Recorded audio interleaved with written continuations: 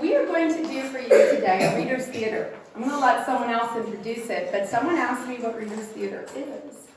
Normally, Reader's Theater does not have any costumes, props, scenery, or any special lighting. But we took care of the lighting, not a problem. And I do adapt it a little bit, so we have some costuming and a few props. But generally, it is just, it's done with your voice and your vocal expression and being loud and clear. It also means you're allowed to read your script. It is Reader's Theater.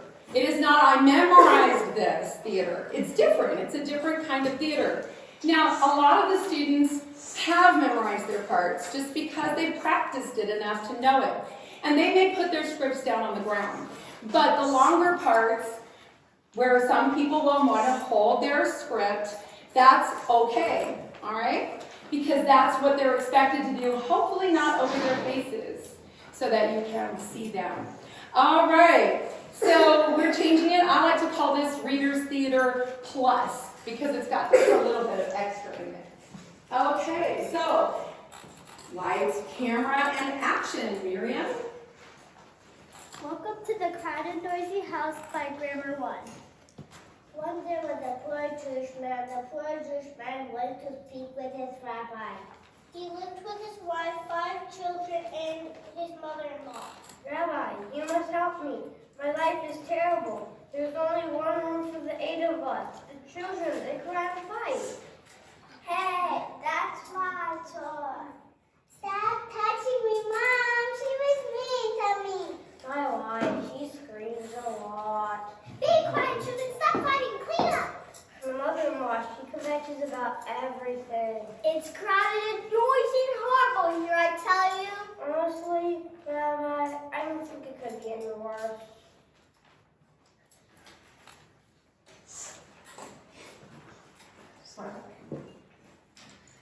The rabbi rubbed his chin as he pondered the man's situation. My son, you'll promise to do as I tell you, life will get better. Will you promise? Yes, I promise. Tommy, do you already able? Yes, I have to go. Good, go home and take the gold to your uncle. He is with you for a few days.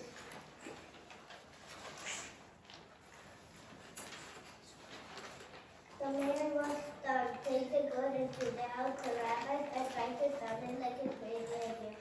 But everybody knew the rabbi was a wise man. So the poor man agreed to do what he said.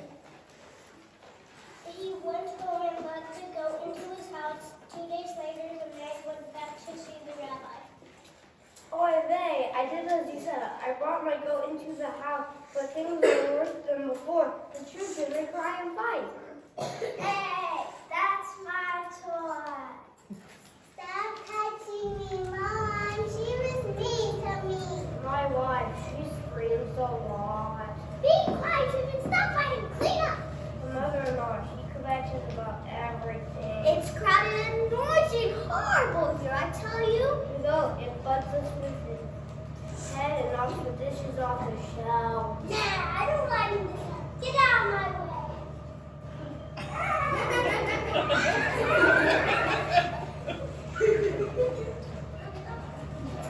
Help me.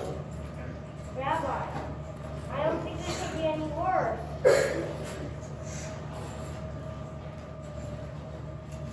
The rabbi sat quiet for a moment. Do you have any other animals? Yes, I have a cow. Good. Go home and take the cow to your house so that he is with you for a few days. Again, the man did as he was told. He went and led the cow into his house. 3 days later, the man went back to see the rabbi. Boy, May, I did as you said. I brought the cow into the house, and things are worse than before. The children, they cry and fight. Hey, that's my toy. Stop touching me, Mom. She was mean to me. My wife, she screams a lot. Be quiet, children. Stop fighting. Clean up. My mother-in-law, she kvetches about everything. It's crowded and noisy and horrible here, I tell you. The goat, it butts us with its head and knocks the dishes off its shelves. Nah, I don't like this stuff. Get out of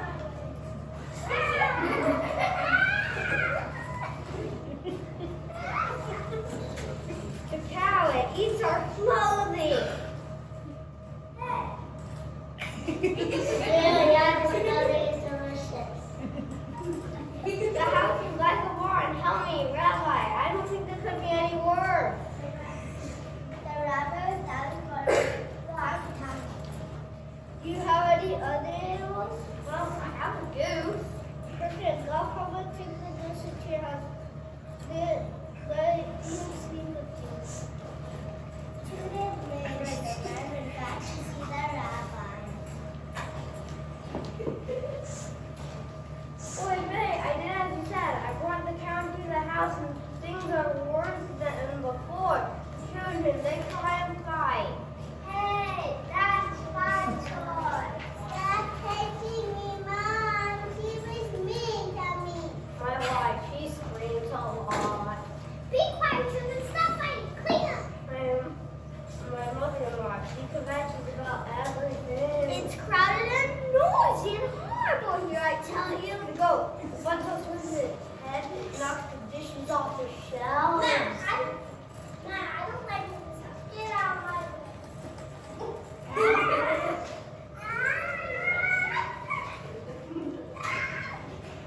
The cow, it eats her clothing.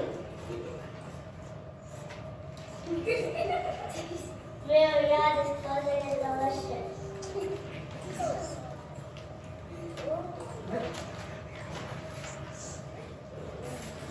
Goose, it honks and poops on the floor. Where's outside? I need to be outside. I tell you, Rabbi, it is wrong for a man to eat and sleep with animals. I don't think it could be any worse. My son, you are right. Go home and take the able to know your house. You'll find the answer. When the man came back to see the rabbi.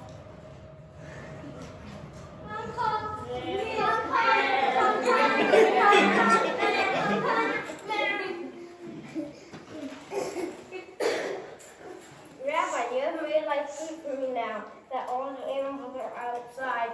It is so quiet, so roomy, and so clean. How wonderful. Thank you so much. And the man and his family lived happily ever after.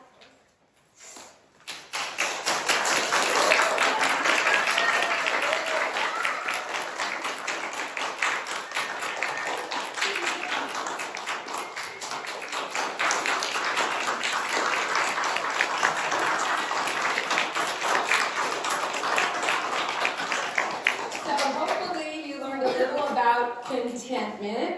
Another name for this particular folk tale is it could always be worse. It's sometimes known under that name because sometimes we think things are terrible and then we find out they could always be worse and then we're more appreciative of what we have. So, Malcolm is our narrator. He was narrator 2, and both narrators had to take over an extra part today because somebody was sick. So, Malcolm is a narrator. Salome is our cow. Miriam is our goose. And Amon is our goat. And Anthony is the man. He's never named. And Yabi is the rabbi. And Jennifer is our mother-in-law. And Savannah is the mom. And of course, Ilaria is one of the children. And Yamar is one of the children who's trying to always take the other child's toy. And then, of course, also Swara had to take over an additional part. So she is our narrator as well. So thank you very much for coming.